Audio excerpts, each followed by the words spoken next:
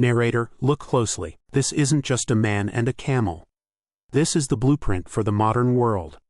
This is the original social network. The first global startup.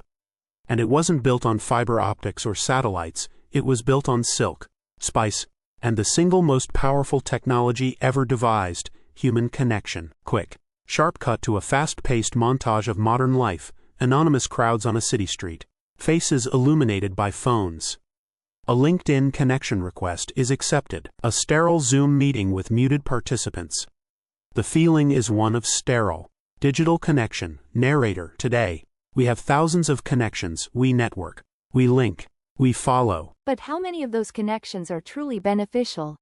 How many are built on a foundation of mutual value and trust?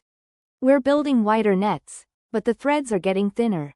Narrator, what if I told you that a 2,000-year-old network of desert tracks, mountain passes, and bustling oases holds the masterclass we desperately need? A masterclass in the ancient art of building connections that don't just get you a promotion, but that build empires, both personal and professional. Text on screen, The Silk Road, the ancient art of building beneficial connections. Narrator, this is the story of the Silk Road, but probably not the one you think you know. Let's start by correcting a huge misconception. There was no single Silk Road. Narrator, no emperor ever paved a superhighway from Xi'an to Rome. The very term Silk Road wasn't even invented until the 1870s by a German geographer. In reality, it was a sprawling, decentralized, constantly shifting tapestry of paths, navigated by countless different peoples over 1,000 years. It was less a road, and more of an organism. An ecosystem of exchange. And understanding that is the first secret. The power wasn't in the road itself, but in the nodes, the cities, the caravanserai, the marketplaces, where people stopped, rested, and, most importantly, talked. In this video, we're not just going to journey through history. We're going to extract the timeless strategies used by the merchants, monks, and diplomats of the Silk Road, and turn them into a practical guide for you. We'll break it down into 3 core principles. Text on screen. 1. The power of the node, why your value isn't what you do, but where you are. Narrator, first, we'll explore the power of the node. We'll see how oasis cities like Samarkand became centers of wealth and innovation, not because of what they produced, but because of who passed through them. This is about positioning yourself at the crossroads of information. Text on screen. 2. The currency of trust, how reputation became more valuable than gold. Narrator, second, the currency of trust. In a world with no international law or wire transfers, a merchant's reputation was their entire business. We'll uncover the ancient systems they used to build and maintain trust across thousands of miles and different cultures, a lesson desperately needed in our low-trust digital world. Text on screen. 3. The real cargo, why ideas, not goods, were the most valuable treasure. Narrator, and finally, the most important lesson of all, the real cargo. Silk was just the catalyst. The truly world-changing things transported along these routes were invisible: ideas, philosophies, technologies, art, and religions. The Silk Road teaches us that the most beneficial connections are those that result in an exchange of knowledge, not just transactions. By the end of this journey, you will see this ancient network not as a dusty chapter in a history book, but as a living blueprint for navigating our own hyper-connected, yet disconnected, world. It's time to learn from the original masters of the network. Let's begin. The title card fades. We push back into the animated map, the web of routes glowing. The camera glides along one of these routes, then zooms into a bright, pulsating point in the heart of Central Asia. Narrator, let's begin our masterclass with Principle 1, the power of the node. To understand this, we have to visit a city that became legend. A city that didn't grow the world's finest silk or mine its most precious gems, but became richer than the kingdoms that did. The city of Samarkand. The map dissolves into a stunning, photorealistic CGI recreation of ancient Samarkand. We soar over turquoise domes and intricate minarets, before descending into the frenetic energy of a sprawling marketplace. The screen is filled with a kaleidoscope of humanity: Chinese traders with bolts of silk, Indian merchants with chests of spices, nomads from the steppes with furs and horses, and Nestorian Christians, Buddhists, and Muslims all moving through the same space. Narrator: Samarkand's product wasn't a thing, it was a place. Its value was its geography. A caravan traveling west from China or east from Persia had to pass through here. It was a mandatory stop. A safe harbor with water, food, and walls to protect against bandits.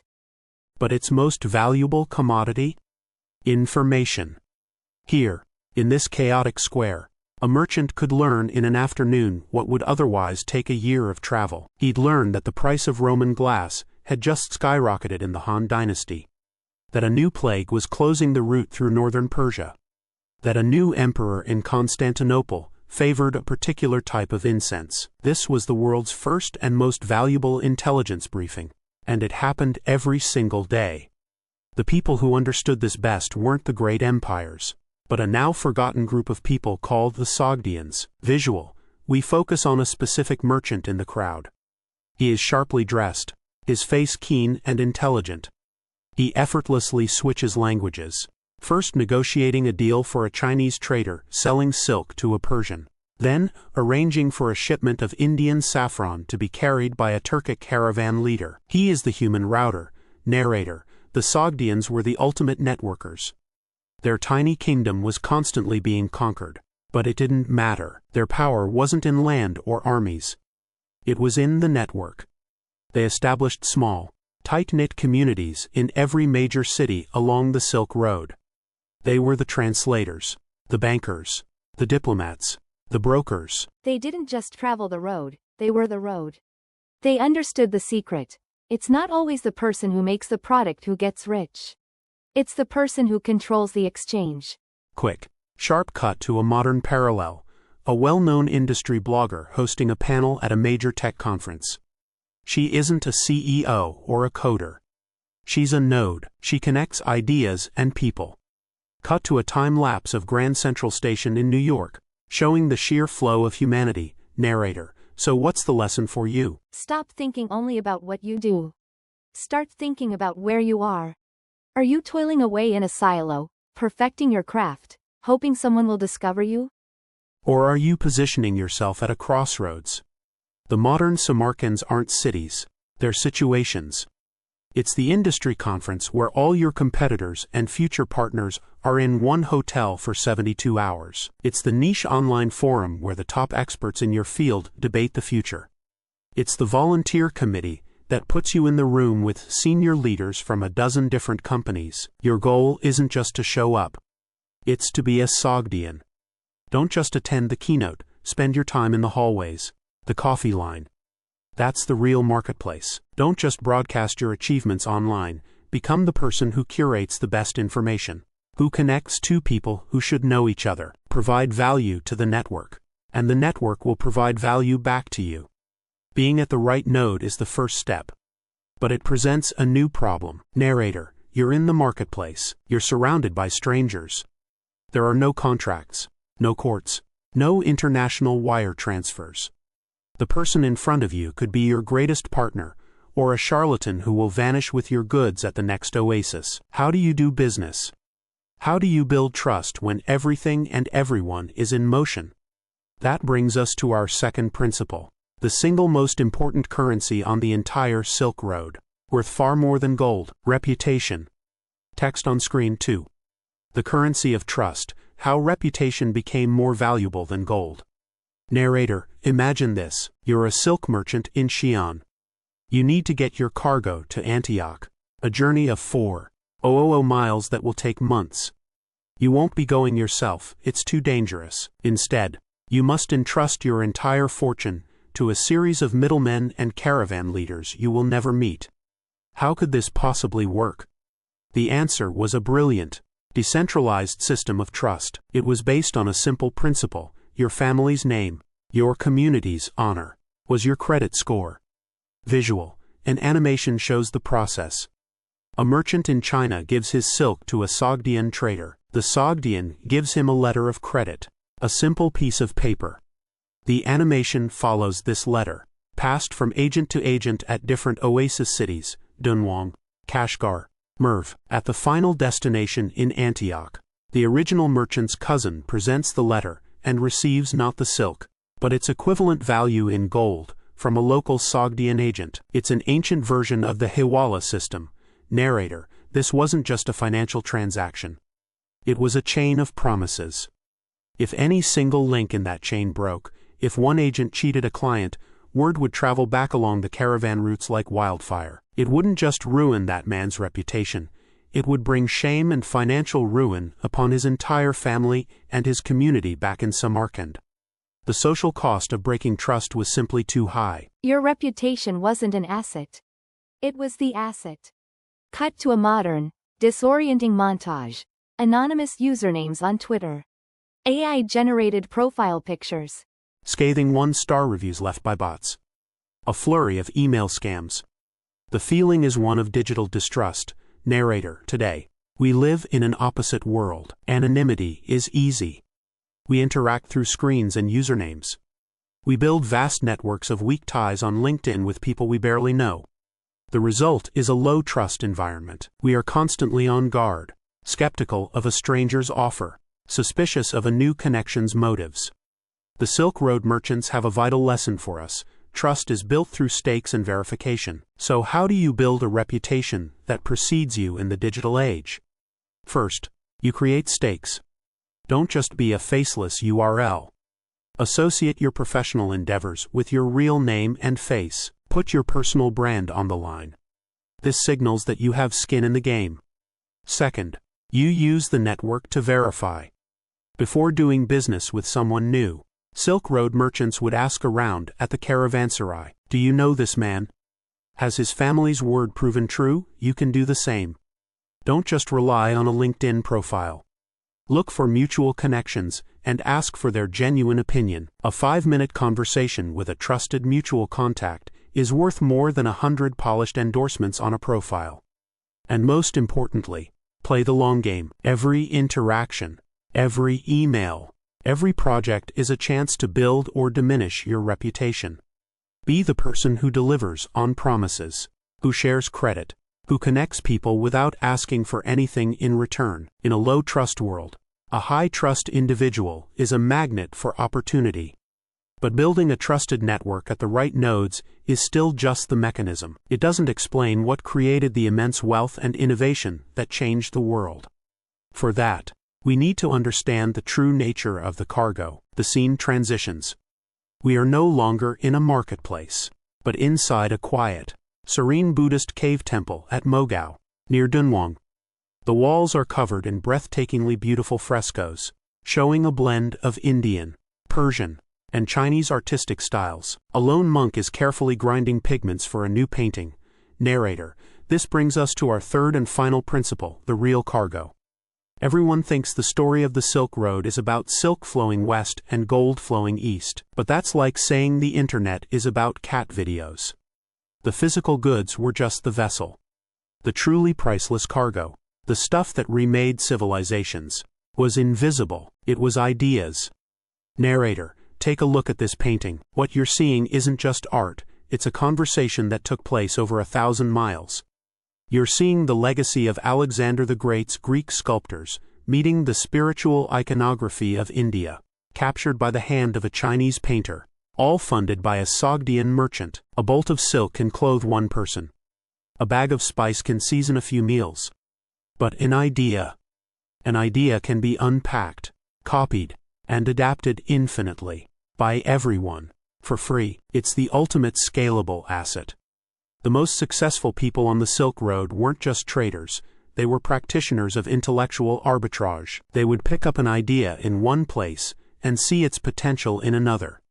Visual: an animated sequence shows a Buddhist monk, perhaps the famous Xuanzang, leaving China. He is not carrying silk or gold, but empty scrolls. The animation shows him traveling a perilous journey to India, studying, and then returning. His scrolls now filled with Buddhist sutras. As he returns, glowing centers of light, representing monasteries and centers of learning, ignite across China.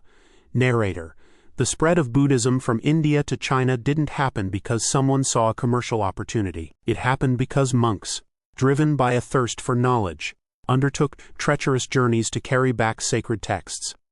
This exchange wasn't about profit, it was about purpose, and yet, it profoundly reshaped the culture, art, and philosophy of a quarter of the world's population. Or consider a technology we take for granted, paper. For centuries, the art of making paper was a closely guarded Chinese secret. Visual. An animated map shows a single point of light in China labeled paper. Suddenly, in the year 751 AD, a new point appears near Samarkand, at the Talas River. From this new point, lines representing the spread of papermaking technology rapidly shoot west into the Middle East, North Africa, and then Europe. Narrator. Then, in 751 AD, at the Battle of Talas, the Abbasid Caliphate defeated a Tang Chinese army. Among the prisoners of war were Chinese papermakers. Their captors realized the value of what these men knew, and soon, the first paper mill outside of China was built in Samarkand. From there, the technology spread like lightning. It fueled the Islamic Golden Age, enabling scholars in Baghdad to write vast libraries of science, mathematics, and philosophy. It eventually reached Europe, where it would pave the way for Gutenberg's printing press, the Reformation, and the Renaissance. A single idea, unlocked from a handful of prisoners of war at a remote battle, literally changed the course of Western civilization. That was the real cargo. Sharp cut to a modern parallel. A person mindlessly scrolling through a social media feed. The content is a blur of memes, ads, and brief, angry comments. The feeling is of information overload, but knowledge scarcity. Narrator. Today, we are drowning in information, but starving for wisdom. Our feeds are designed for consumption, not contemplation. Our connections are often transactional. We ask, "What do you do?" hoping to find a useful contact. We rarely ask, "What's the most interesting idea you've encountered lately?" The lesson of the Silk Road is to change the nature of your exchanges. Stop networking for contacts. Start connecting for ideas. Your next coffee meeting, your next conference, don't just go in with the goal of selling your service or finding a job. Go in with the goal of learning something completely outside your domain. Ask questions that spark real conversation. What's the biggest challenge in your industry that no one is talking about? What book has changed your thinking in the last year? Be more than a participant in the network, be a conduit. When you read a fascinating article, don't just like it.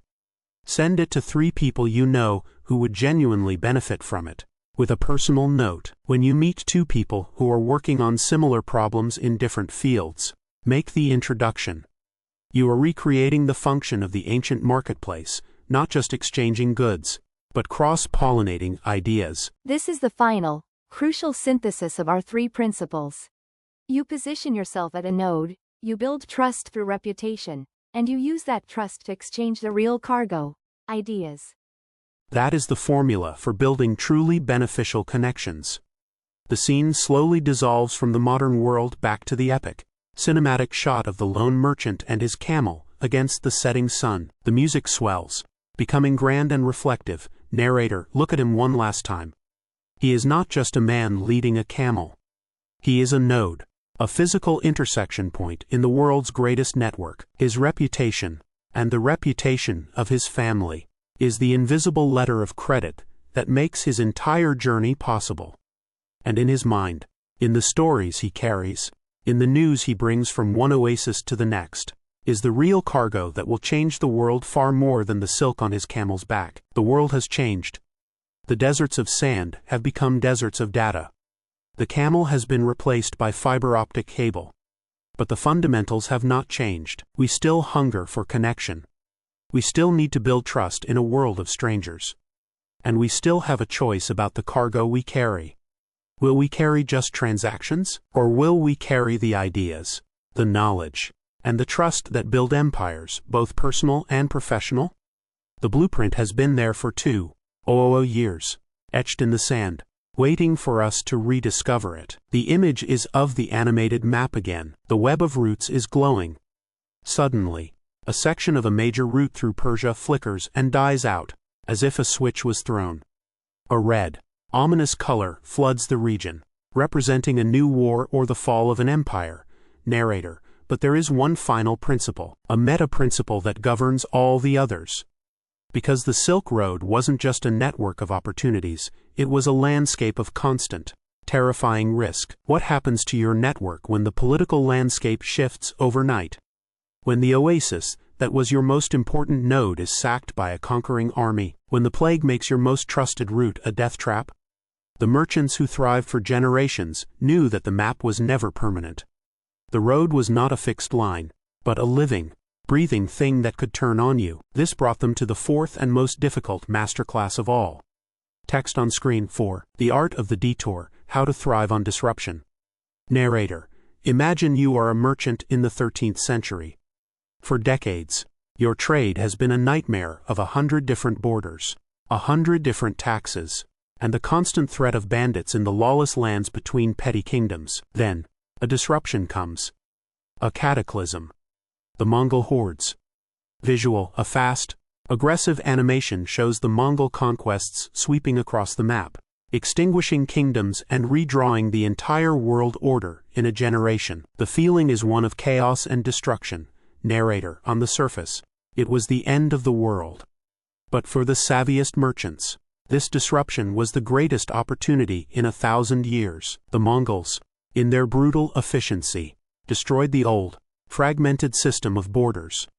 In its place, they created the largest contiguous land empire in human history. They established the YAM, a revolutionary postal and supply system of relay stations that made travel faster and safer than ever before. They issued a passport, a metal tablet called a paisa, that guaranteed a traveler safe passage from the Pacific to the Black Sea. Narrator: the world had been violently rewritten. The merchants who spent their time mourning the old ways went bankrupt. The ones who learned the new rules, who saw the opportunity in the chaos, became wealthier than kings. They understood that the road will always change. The key isn't to build a perfect path, but to become the perfect navigator. Sharp cut to a modern montage of disruption. A headline announces a new AI technology that can write code. A factory floor of robots replacing human workers. A taxi medallion, once worth $1 million, now worthless due to ride-sharing apps. The visuals are jarring and fast-paced. Narrator: our world is no different. Your industry, your career path, your safe job, it is not a paved superhighway. It is a shifting desert track. An innovation in another country can make your skills obsolete tomorrow. A global crisis can shut down your entire supply chain overnight. Trying to prevent the disruption is a fool's errand. The lesson of the Silk Road is to anticipate it and adapt faster than your competition. How? First, diversify your routes. No successful caravan master relied on a single pass through the mountains. They had backup plans. For you, this means not having just one skill, one social circle, one source of income. It means cultivating a portfolio of connections across different industries. The friend you have in biotech might hold the key when your marketing job gets automated. Second, pack for all weather. The Sogdians were masters of this.